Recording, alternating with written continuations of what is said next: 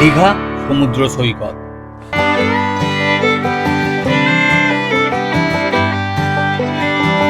ভারতের সবথেকে পরিষ্কার সৈকত। এখানে সমুদ্রে স্নান করার আনন্দ কে না নেয় বলুন তো।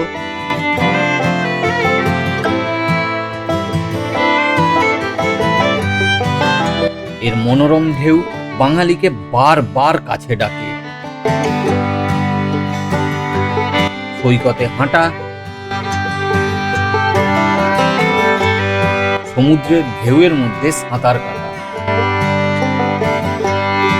বালিতে খেলা করা,